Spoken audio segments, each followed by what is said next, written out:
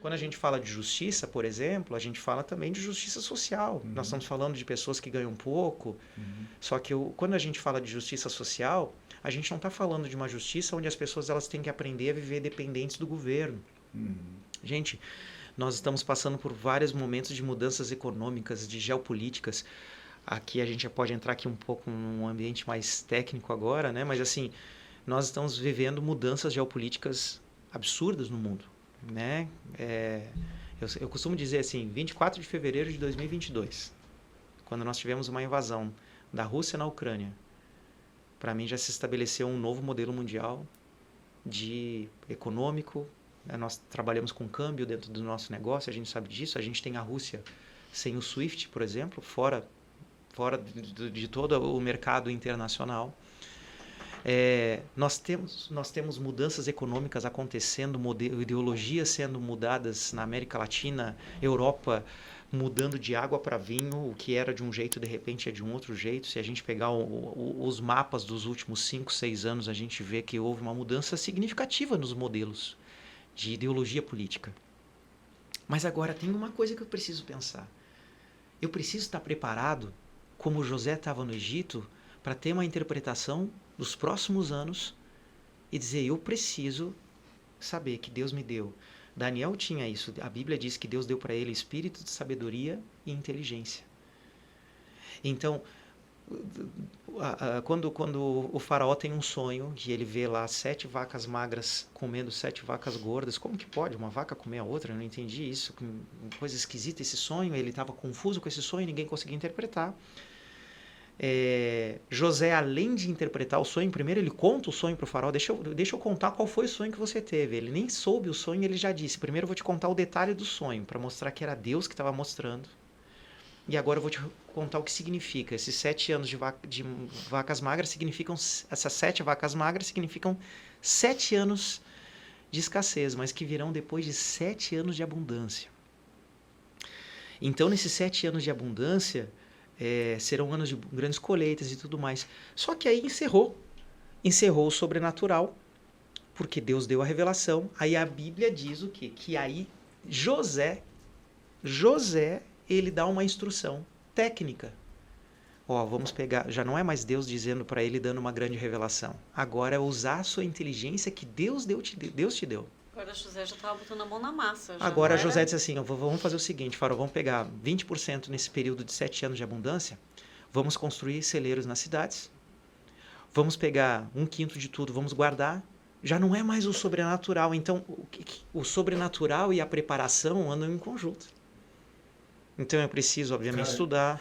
Se a gente for mergulhar nesse assunto aqui, nós vamos longe, porque, assim, é muito profundo essa pegada do sobrenatural. Demais. Essa pegada da revelação, essa pegada de buscar.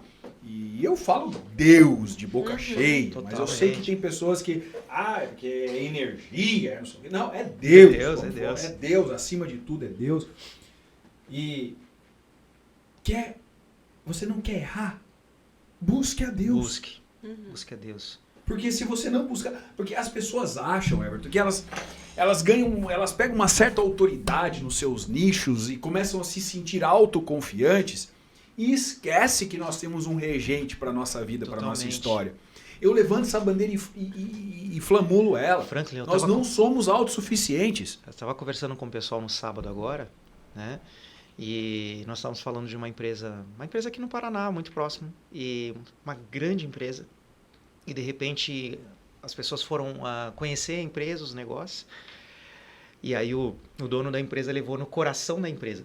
Ele disse assim, eu vou mostrar para vocês qual é o coração da empresa. E algumas pessoas pensaram, puxa, isso aqui é deve ser a sala do TI, né? Deve ser a sala daqui, deve ser... E o coração da empresa era uma sala mais ou menos no ambiente que nós estamos aqui. E aí ele disse assim, esse aqui é o coração da empresa, que era bem mais, ele disse que ele enxergava a empresa dele como se fosse um corpo deitado, então tinha os pés, a cabeça, ele foi falando, era uma visão muito interessante. Uma viagem dele, assim? Uma visão muito interessante e tal, que aí ele dava, como é que funcionava para os colaboradores terem esse senso de corpo, Então, olha, então aqui nós vamos ajudar, vocês são a mão, vocês são o braço, enfim, é muito legal. Mas o coração, qual que é o coração da empresa, né? E o coração da empresa era uma sala que ele colocava na porta, é a sala de oração. Meu Deus. Quando ele está durante um período do dia, ele gasta um tempo aonde ele vai, uma empresa com muitos colaboradores, com faturamento de milhões, ele se dedica uma parte do dia dele para ter um tempo a sós com Deus, para ele orar. E ali ele disse, daqui dessa sala saiu as decisões mais importantes do meu negócio. Porque quando eu me conectei com Deus, quando eu tive um tempo, e a oração não é o fato de você falar para ele o que você está sentindo, mas você ter um tempo de ouvi-lo. Sim, de conectar, de verdade. Hoje de manhã, a Amanda está assistindo, hoje de manhã, nós, no café da manhã, eu falava sobre isso. Olha só. E o assunto, não é que fugimos do tema aqui não, está totalmente conectado, alinhado. Hoje de manhã, eu tomando café com a minha mulher, a gente falava sobre isso, sobre o poder da oração. E aí, não é que às vezes a gente, na correria do dia a dia, eu tenho o hábito de orar de joelhos. Orar tem que ser de joelhos, né? Enfim. Orar é de joelhos. Mas a gente, sabe aquela correria? Senhor, abençoa o dia aí. Foi.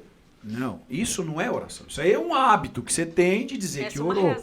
É uma reza que você entra lá, joelho e tal. Você nem sabe o que você falou. Piloto automático. Agora, quando você volta para si e dentro de si estabelece uma comunicação de alma com aquela força motriz, aquela força maior, quando você entra no santuário, quando você entra na beleza da santidade de Deus, aí você sente. Aí você chora, aí você refrigera a alma, aí, meu amigo, aí você consegue estabelecer. É fácil isso? Não é fácil. Por isso que às vezes, na madrugada é propício, mas é complicado, porque às vezes você tem que colocar o relógio para despertar, para você orar, e você já acorda com sono, e aí você às vezes vai querer orar, você dorme, mas tem que ter um propósito de orar e de acessar. Quem ora e acessa não erra. Uau. Quem ora e acessa, isso. Deus revela. Pode até passar por uma situação, mas Deus vai mostrar que vai passar por determinada situação. Perfeito. E o grande problema, né? Muitas pessoas às vezes, né? Eu já superei milhares de desafios. Já passei pelos desafios talvez mais difíceis aí que qualquer pessoa que me conhece sabe, pelos vales que eu já passei, né? E todos eles, e as pessoas não entendem, meu Deus, nada derruba esse cara. Né? Mas as pessoas não sabem que numa conversa entre o diabo e Deus, tá vendo aquele cara ali? Tô vendo. Ele te serve porque isso, aquilo. Então vai lá. Mexe nos bens. Não, então vai lá. Então mexe na carne dele. Então tá bom. Só não mexe na alma. Tira tudo que ele tem. Assim como foi com Jó. Entendeu? Isso mesmo. Então, eu costumo dizer, não é o segredo nisso, tá acima do que eu faço, acima da capacidade que Deus me deu. O segredo disso está na benção e no propósito de Deus na minha vida e na vida daqueles que nele crê.